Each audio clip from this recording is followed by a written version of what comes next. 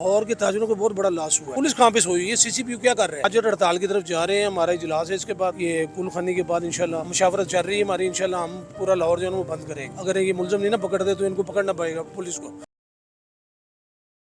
जी अस्सलाम वालेकुम नाज़रीन, मैं हूं आपका मेज़बान इर्तज़ा भट्ट। नाज़रीन, मैं जवेद भट्ट साहब की रहायश का के बाहर हूँ और आज कुल खवानी जो है वो अदा की जा रही है। बहुत करीबी साथी उनके हों, बचपन के साथी हों, रिश्तेदार हों, ताजर बरदरी के हों, तमाम लोग यहाँ पर पहुँच रहे हैं क्योंकि उनके हुस्न अखलाक इतना खूबसूरत था तमाम लोगों के साथ। हमारे साथ उनके कुछ दोस्त यहाँ पर मौजूद हैं, इनसे इनका तारुफ़ भी करवाएँगे, पूछेंगे जनाब जवेद भट्ट साहब एक बहुत बड़े एक ताजर जो है इस दुनिया से चला गया, तो क्या जज्बात रखते हैं? अस्सलाम वालेकुम सर। जी वालेकुम अस्सलाम जी। सर थोड़ा अपना इंट्रोडक्शन। इशफाक भट्ट मेरा नाम है। मैं वाल सिटी का चेयरमैन हूँ जी और रेडीमेड गारमेंट्स मेरा तल्लक है।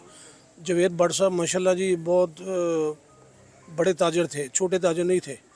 लाहौर लेवल के ताजर थे, लाहौर लेवल से भी ऊपर वो ताजर थे।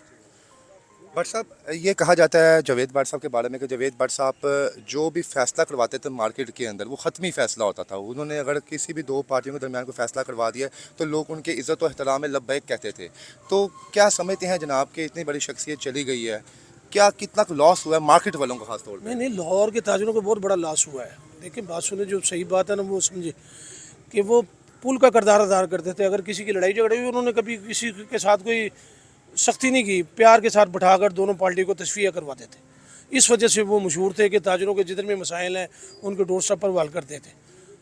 कहने का मतलब है कि लोग उनके पास जाके मुतमिन होते थे और फैसला करवाते थे। यानी कि वो मेरिट पे फैसला करते थे। इंशाल्लाह जी, मेरे पे फैसला करते थे, अच्छा लोग जाते भट्ट थे। साहब, ये बताएं, तीफी भट्ट साहब के बड़े नज़दीक थे जवेद भट्ट साहब में, एक दोस्त भी थे, भाई भी थे, बहनोई भी थे, तीन तीन रिश्ते थे उनके साथ। तो क्या समझते हैं जवेद साहब को नुकसान पहुंचाने के पीछे असल जो उनका माइंड सेट था शूटर्स का वो क्या था? वो जवेद साहब को नुकसान पहुंचाना चाहते थे या पीछे उनका बेसिक जो टारगेट था तीफी साहब को हर्ट करना था? देखो, जवेद भट्ट साहब तो रिश्तेदार थे ख्वाजा तरीफ गुलशन अतीफ़ी भट्ट साहब के। उनका इन मामला से लेने देना कोई नहीं था, साफ जो बात है। ठीक हो गया। ये तो सिर्फ रिश्तेदारी की वजह से कोई मामला हुआ है या क्या हुआ है, अल्लाह जाने। हम किसी के ऊपर इल्ज़ाम नहीं लगा रहे, नाम कह रहे हैं। पुलिस कहाँ पे सोई है? सीसीपीयू क्या कर रहा है? पुलिस बताए ना। 3 दिन हो गए, अब कल परसों का हुआ है तो वो क्या कर रहे हैं? पुलिस ने तो कोई कार्रवाई की है? कोई बंदों को पकड़ा है? ख्वाजा तरीफ गुलशन भट्ट साहब के बड़े भाई हैं, उन्होंने जनाब के क्या क्या मीडिया टॉक करेंगे वो आज, तो उसमें जनाब पुलिस की जो कारकर्दगी है उसको सामने लेके आएंगे। तो क्या समझते हैं इस पे? ताजर हड़ताल की तरफ जा रहे हैं। हमारा इजलास है, इसके बाद ये कुल खानी के बाद इंशाल्लाह मुशावरत चल रही है हमारी। इंशाल्लाह हम पूरा लाहौर जो है वो बंद करेंगे। अगर ये मुलजम नहीं ना पकड़ते तो इनको पकड़ना पड़ेगा पुलिस को। और वज़ीर आला पंजाब क्या कर रही हैं? वज़ीर आला पंजाब भी जानती हैं अपना जवेद भट्ट साहब को। वज़ीर आज़म पाकिस्तान शहबाज शरीफ भी जानते हैं, उनका नाम भी जानते हैं। हर चीज़ उनको पता है।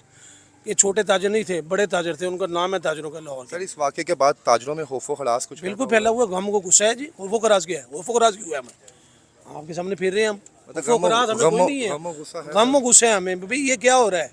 कोई ताजर महफूज नहीं है। वो तो इतने सादे आदमी थे, ट्रेन पे सफ़र करते थे, ट्रेन में जाते थे। कई दफ़ा मैंने खुद देखा है, ट्रेन में बैठा हूँ, वो भी साथ थे ट्रेन में। सर, मियाँ बरादरान जो है उनका भट्ट फैमिली से बड़ा खसूसी ताल्लुक मोहब्बत भी ताजरों से खास तौर पे रही है। आप वो जो शिकायत कहते थे ताजर आंख बंद करके मान लेते थे, तो क्या समझते हैं यहाँ पर गवर्नमेंट को कोई बहुत बड़ा एक्शन लेना चाहिए यहाँ पर? जाहिर है जी, एक्शन। एक कीमती जान ज़ाया हुई है, एक्शन क्यों नहीं ले रहे? बंदों को पकड़े वो जो इसके पीछे है। कोई भी है, हम किसी के नाम नहीं लेते, ये है वो है, हमें क्या ज़रूरत है? ये तो दारों का काम है ना पकड़ना। इन्वेस्टिगेशन करे, पकड़े। सीसीपीओ और क्या कर रहा है? वो तो कहता है यहाँ पे कुछ भी नहीं हो रहा, कोई क्राइम नहीं है, कुछ नहीं है। यहाँ पर रोज़ाना डिकेटियाँ हो रही हैं और वारदातें हो रही हैं।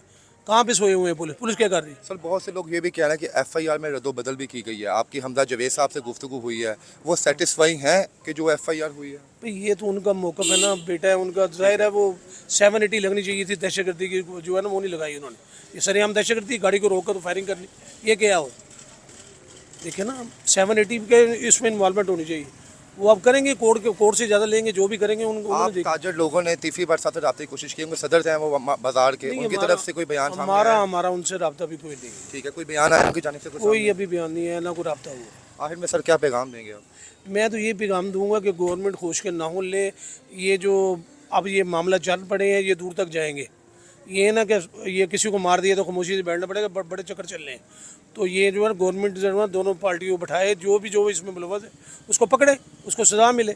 जब सज़ा नहीं ना मिलती वो क्राइम बढ़ जाता है। यानी कि आप समझते हैं कि जो भी कसूरवार है वो हमारे इदारे हैं, कैफीदार ये तक जनाब उसको कैफरे किरदार तक नहीं पहुंचा रहे? नहीं पहुँचाए ना, उनको को पकड़ के दिखाएं ताकि लोगों को गम गुस्सा कम होगा, वरना तो काम बढ़ेगा ना फिर। ठीक हो गया, थैंक यू सर। बहुत